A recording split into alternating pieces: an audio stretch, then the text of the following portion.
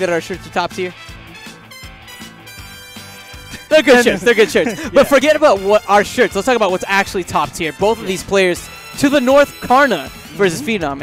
And Karna, look at him, repping that TTN shirt. So fresh. Straight out of TTN? Yeah, straight out of TTN.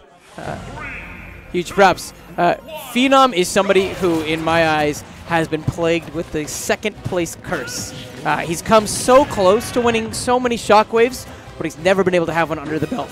Though I will be honest, if he got second place at this Shockwave, that's one for the resume. That's one for the resume. Oh, yeah, definitely. Like we said, so many heavy hitters, representatives from Austin, Oklahoma, of course Dallas, and from Houston as well. And what better way to showcase Houston than by showcasing one of their finest players right here on the T-Lock stream. Shockwave, 72 or 73, numbers are hard, but the one thing that is not hard to see just how crisp both these players' punish games are, keeping it relatively even, which I think is so important, right? I don't know about you, but I look at this matchup and I like to think that Sheik's on a bit of a timer, because Sheik has this. Right now, Fox has stage control. Oh, wait. Yeah. But now it's Sheik has stage control. Right. And I think that I say because on a timer because Sheik has an amazing early game, but especially with some of these nerfs, the late game, right? Whenever it gets those high percents, that's when your opponent starts catching up.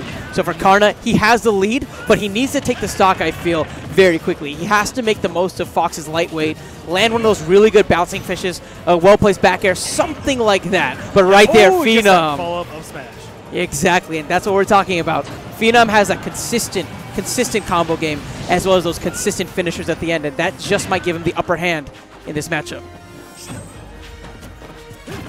Ooh, gets back on stage, though.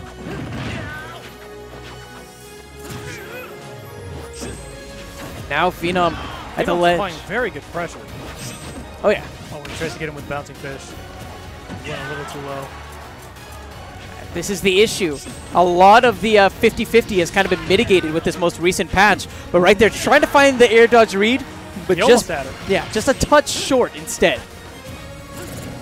The tags are actually switched. Karna should be the Sheik with Phenom playing as the Fox. And whoa, you saw what was trying to happen. Phenom gets the dash attack, was hoping to follow up with the up air, but Karna's so smart. He sees it coming, and he puts out that really quick aerial to intercept, and it actually gets the kill as well. I'm a bit disappointed when I look at the numbers, primarily because Phenom only got 22% of extra credit. I feel like he could have maybe tacked on an extra 30 or so at the very least. Probably could have lasered and just got like extra that bucket of a stock. That extra little bucket would have certainly been nice. But either way, Phenom, he was in the lead, but Karna just applying so much pressure and putting on so much damage as a good Sheik should. Phenom has not had a chance to really play since this new stock has come up. Well, he's got an opening right now. Oh, and a beautiful, beautiful interception with the up air as well. And that was smart because Karna probably was expecting something like a quick up smash, maybe even up tilt, so he jumped up. And Phenom was like, "No, I'm just gonna catch you in the air with this up air." But Karna again ascertaining stage control and starting to get control back into this game as well. Beautiful, the down tilt, intercepting that side B. Poised to take this first game.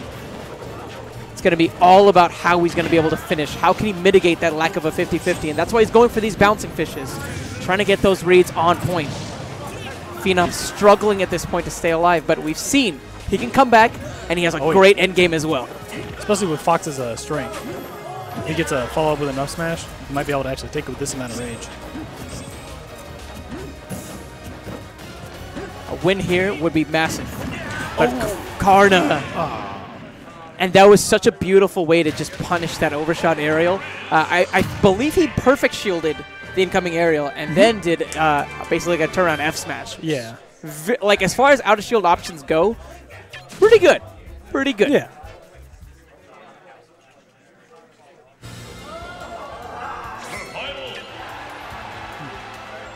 So now we're going back. Going back to FD. So what did you think about that last game? What did each player do really well, and what was it that made Karna come out on top? He just applied a lot of pressure and kept Fox off stage. And that's catch him on his incoming recoveries.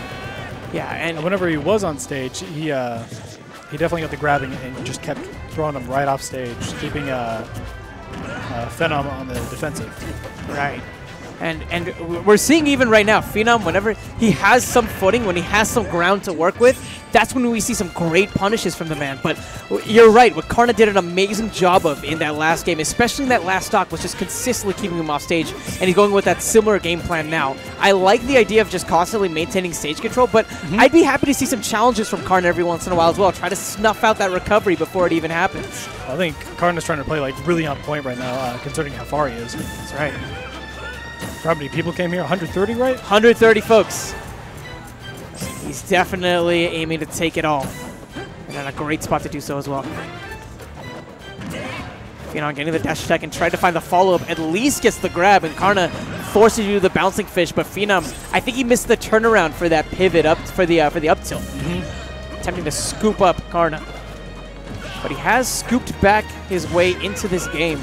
Only a couple of percent separating these two, but remember that Fox is so light. He just keeps poking at it with needles. And Phenom seems to pretty consistently jump out of the bouncing fish attempts from Karna. Oh, that's what I'm talking about. Going out and intercepting that recovery, not even giving Phenom a chance to breathe. And now that Phenom's back at 0, Karna can start applying that early game presence, that early game pressure that Sheiks are just so well known for. One of these fair strings. Right now, Phenom has some breathing room. It's interesting because he has breathing room, but it's still like the way that he's playing, it feels like there's no oxygen. Yeah. I noticed that whenever he feels like he's too close to the enemy, he rolls away. When I feel like there's a better option, and I think... Oh my god. Magnet hands, dude. Shout-outs to oh, man. I forgot Magneto's actual name. Would have been sick. Would have been a great reference. A+, well played. And right there, brilliant move from Karna, holding shield there. He knows that Foxes can't do all that much when it comes to getting grabs, but what Karna can definitely do is put on so much pressure with the bouncing fish. Tried to go for the nair, but mistimed it. And Phenom led back on stage, only to get sent back off. Beautiful stage spike from Karna, and that's going to be a dominating 2-stock to go and take that set. He can still make it back, though. That was winner's quarters, right? I believe it was either winner's quarters or winner's semis, yeah. So right. Karna doing it big for Houston, and I believe with that, he's definitely in the money for tonight.